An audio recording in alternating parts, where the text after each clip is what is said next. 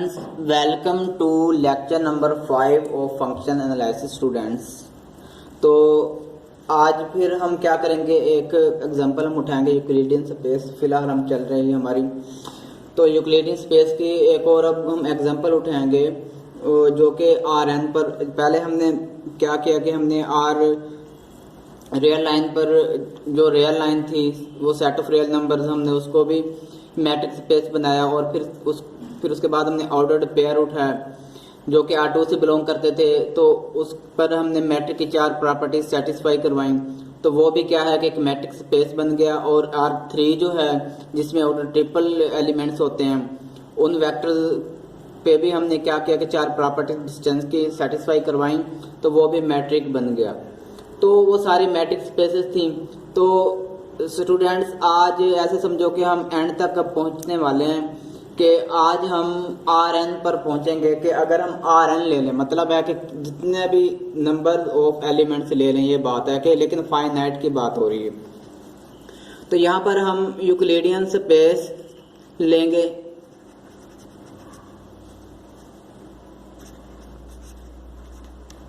Euclidean space है बच्चों हमारे पास जो कि आर एन है, और यहाँ पर जो सेट एक्स होगा उसको हम यूक्लिडियन स्पेस यही हम कहेंगे कि जो हमारे पास यहाँ पर सेट एक्स दिया गया है वो आर एन है जो कि यूक्लिडियन स्पेस है।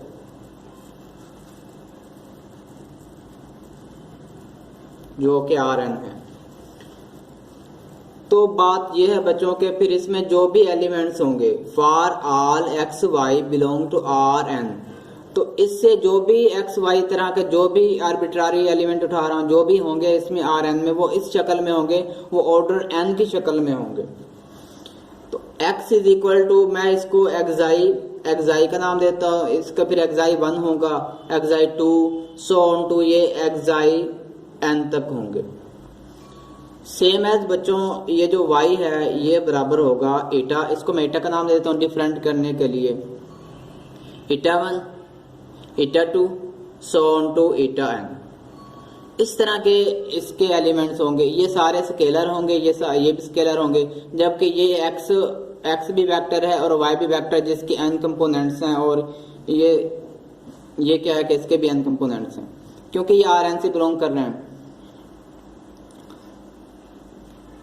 तो स्टूडेंट्स ये जो सारे हैं स्केलर हैं, इसको भी मैं लिख देता हूं where X I J eta J belong क्या है कि बिलोंग्स टू, हम करेंगे ये आर से बिलोंग कर रहे हैं, जबकि ये जो जे है ये हमारे पास 1 to लेकर n तक है, 1 से लेकर n तक नंबर, इसको मैंने जे का नाम दे दिया, वैसे जे इसको रख दिया कि कोई भी है। तो स्टूडेंट्स अब हमने इस पर एक फार्मूला जो हमें इस एग्जाम्पल में दे रखा है, वैसे इस पर काफ़ी सारे फार्मूले एक से ज़्यादा हो सकते हैं, लेकिन जो इस एग्जाम्पल में फार्मूला दिया गया मैं उसके मुताबिक इसको मैट्रिक बनाएंगे। तो यहाँ पर हम कहेंगे कि the Euclidean metric is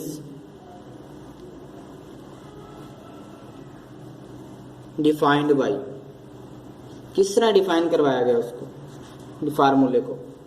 student से वो कह रहा है कि अगर हमारे पास कोई भी 2 एलिमेंट्स हैं x और y हैं, कोई भी हमारे पास, अगर मैं ये कहता हूँ कि मेरे पास ये है, ये 2 डायमेंशनल थी, फिर हमने कहा ये 3 डायमेंशनल है। अब हम कहेंगे कि ये क्या है, ये ऐसे समझो कि ये इसके परपेंडिकुलर ये जो है ये कोऑर्डिनेट्स बनते जा रहे हैं। तो सो ऑन टू हम कहेंगे कि ये nth कंपोनेंट होगा, xn होगा ये वाला।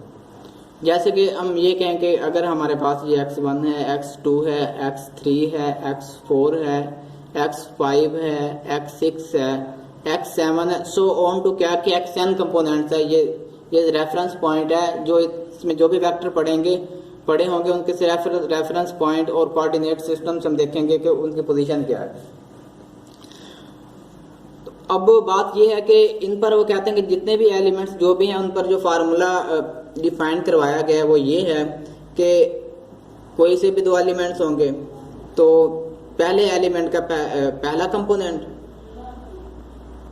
माइनस दूसरे एलिमेंट का दूसरा कंपोनेंट उसका स्क्वायर और फिर प्लस सो ऑन टू हम इसको n तक लेके जाएंगे।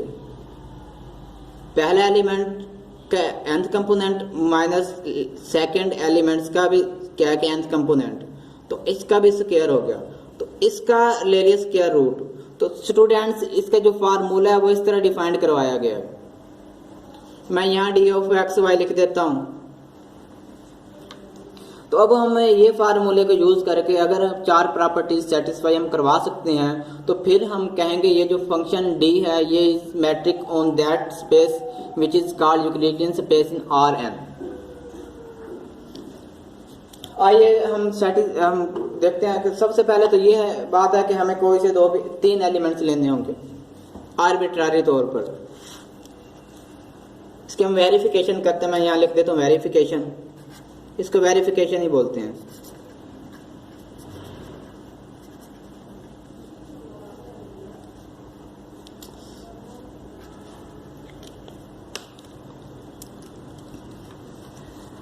For all x y z belong to Rn, so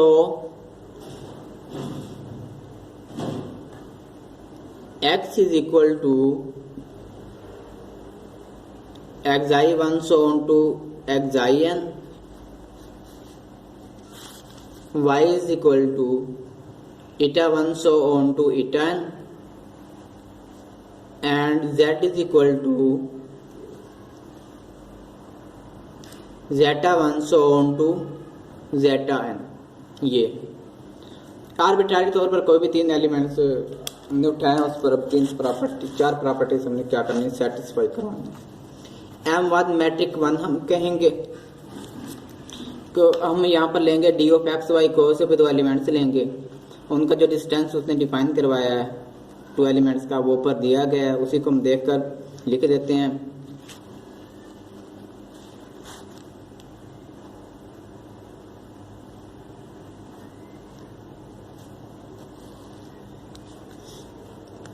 students ये है। स्टूडेंट्स आप इस फार्मूले को देखकर कह सकते हैं कि हमें पता है, पीछे भी हमने पढ़ा है कि ये भी ग्रेटर देन जीरो होता है, अगली टर्म भी ग्रेटर देन जीरो होगी, आखिर तक ये nth जो टर्म के जो डिस्टेंस दो फार्मूले के दरमियान दिए गए वो भी क्या है कि ग्रेटर देन जीरो या फिर इक्वल टू जीरो होगा।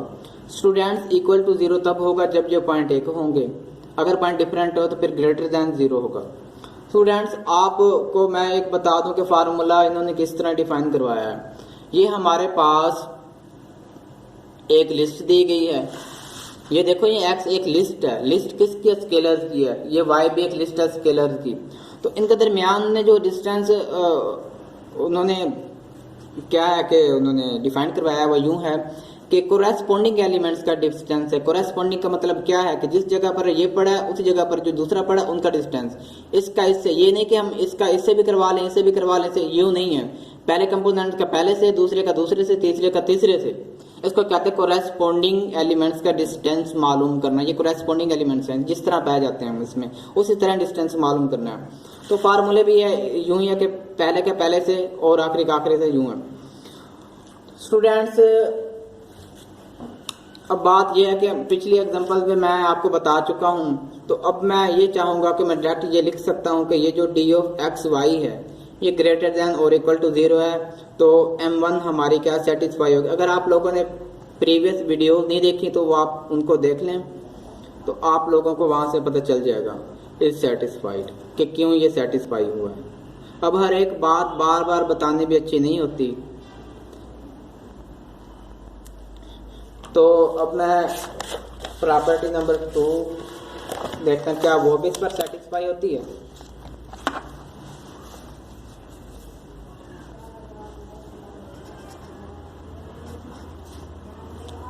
M2 क्या है, वो कहते हैं कि अगर दो पॉइंट के दरमियान डिस्टेंस जीरो है तो इसका मतलब ये है कि वो पॉइंट दोनों एक होंगे। अब बात यह है कि अब ये डिस्टेंस जीरो तभी होगा जब उसका फार्मूला जीरो होगा। हमें पता है कि अगर पॉइंट जीरो तो फिर पॉइंट एक है तो फिर फार्मूला भी जीरो आराम से हो जाएगा। तो इफ एंड ओनली इफ ये तभी होगा जब इसका फार्मूला जो डिस्टेंस क्या है कि डिफाइन करवाया गया वो भी जीरो है। तो वो क्या है, वो है जी xi1 माइनस ईटा1 का square plus xi2 minus eta का square plus plus and so on two plus xin minus eta n का square.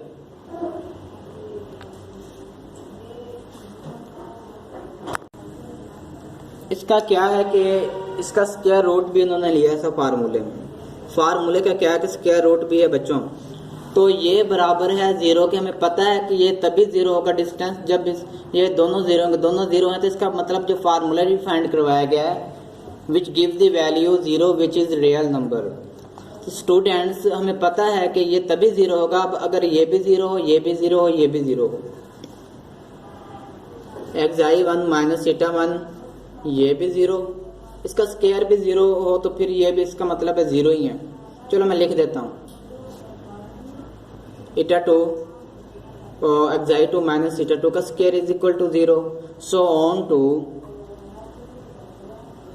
xin minus eta n, इसका स्क्वायर है भी students is equal to zero ही है।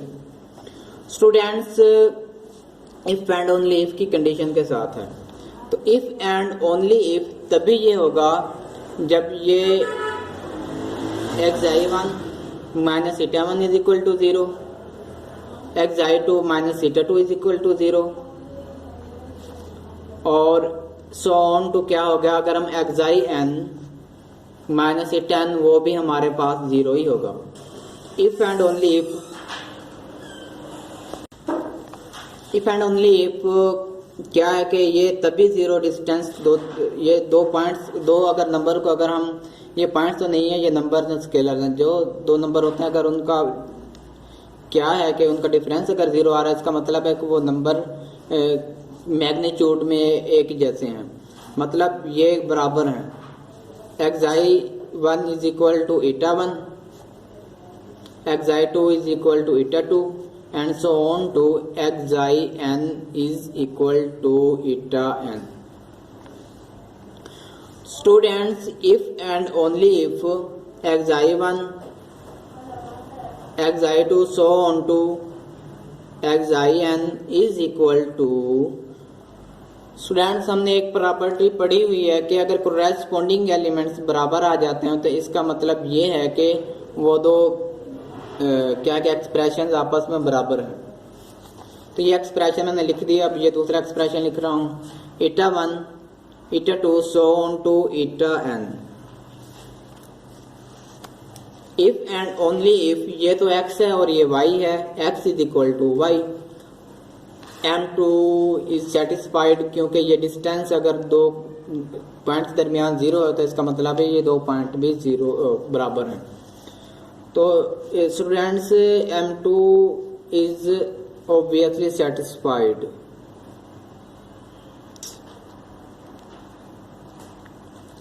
तो हम प्रॉपर्टी नंबर 3 पे आते हैं। मैट्रिक 3 क्या है,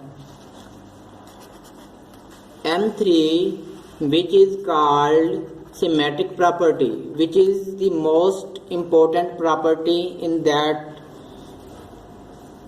function steps। मतलब ये सिमेट्रिक प्रॉपर्टी और जो ट्रायंगल इनइक्वालिटी है ये बहुत ही मोस्ट इम्पोर्टेंट प्रॉपर्टीज हैं। सिमेट्रिक प्रॉपर्टी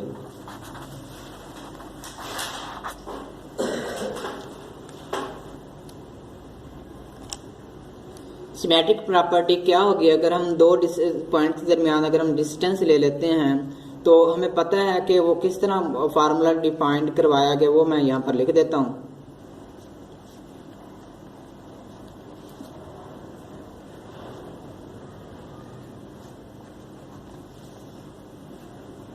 ये है हमारे पास फार्मूला। हम इसको ऐसे भी लिख सकते हैं, मैं पिछली वीडियोस में आप लोगों को बता चुका हूं अच्छी तरह।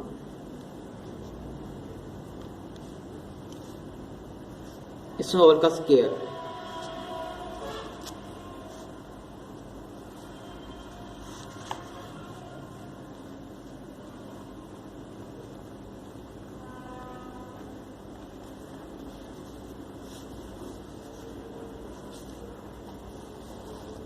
फिर हम इसको यूं लिख सकते हैं, हमें पता से क्या रहा है तो प्लस हो जाएगा।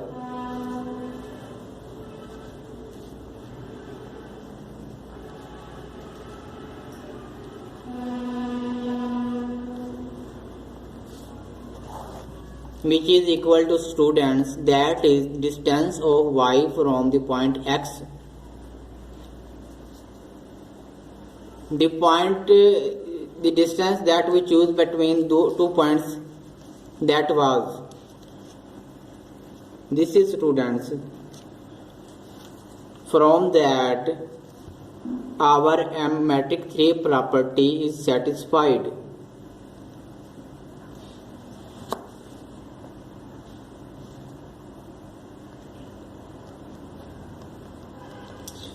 फ्रेंड्स अब हम ट्राइंगल इनइक्वालिटी के पे आते हैं। ट्राइंगल इनइक्वालिटी के वो है G M metric 4।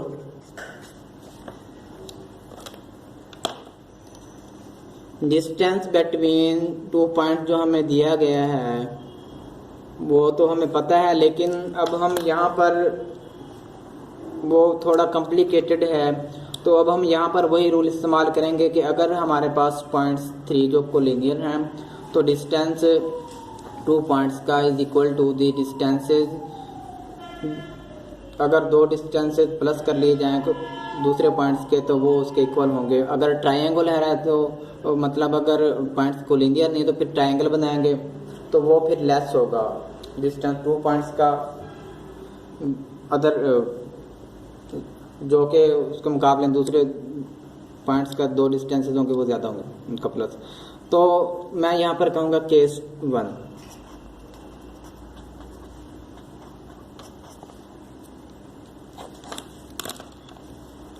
Case 1, when points जो कि एक्स वाई जेड दिए गए हैं, पॉइंट्स आर कोलिनियर, मतलब एक ही लाइन पर हैं। जैसे कि ये हमारे पास एक्स वाई जेड है, ये एक्स हो गया, ये वाई हो गया, ये जेड हो गया। इनका जो डिस्टेंस होगा इसका और इसका डिस्टेंस प्लस करने के बराबर होगा। मतलब अगर मैं ये कहता हूँ कि यहाँ से लेकर यहाँ तक जो है वो है जी distance of x from y, और यहाँ से लेकर यहाँ तक है वो है distance of x from z, और यहाँ से लेकर और यहाँ तक जो डिस्टेंस है वो है जी distance of z from y. इनको प्लस करेंगे तो ये बनता है, मतलब ये है कि distance of x y is equal to distance of x z plus distance of z y. इसको मैं इक्वेशन को J1 का नाम दूंगा। केस 2 में आते हैं बच्चों।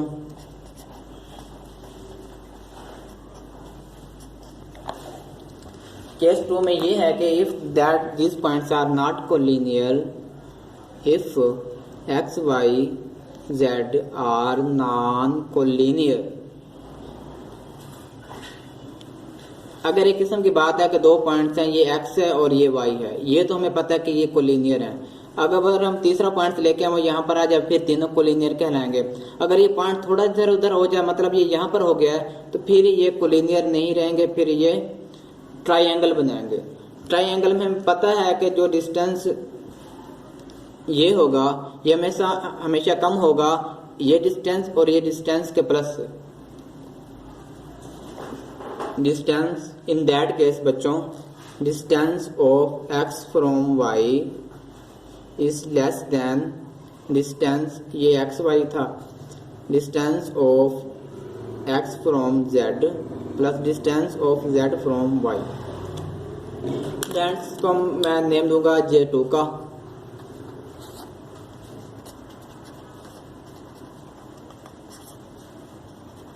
From J1 and J2 distance of x from that point y is less than or equal to distance of x from z plus distance of z from y. So our inequality is obviously satisfied, which is called triangle inequality. So बच्चों M4 is obviously satisfied. अब अगर चार property satisfy हो गई हैं तो मैं यूं कहूंगा कि फ्रॉम M1 टू M4 ये जो डिस्टेंस फंक्शन हमने डिफाइन करवाया था D is metric on Rn Euclidean space Rn पर ये मैट्रिक होगा कि इसके हर आर्बिट्ररी तौर पर जो भी एलिमेंट्स उठाए हैं उन पर इसने चार के चार प्रॉपर्टी सेटिस्फाई करवाई। तो इससे ये जो हमारे पास D है, ये जो Rn होगा टुगेदर विद D मिलकर ये इस फंक्शन के साथ एक पेयर जो ये बना है विच is called Euclidean matric space. Euclidean space से पहले भी था मैट्रिक स्पेस।